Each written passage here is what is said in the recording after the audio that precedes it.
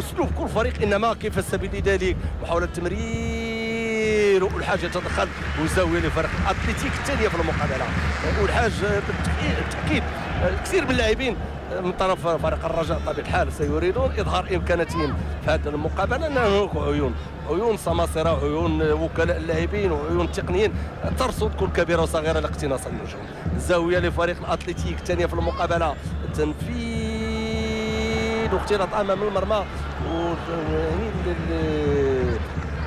كوني في ديوب في نقاش مع وارتباك في دفاع فريق الرجاء ويقظه كبيره للحارس ياسين الحظ يراقب كل كبيره وصغيره. زاويه من جديد وربما استدعاء الطاير على فورلان،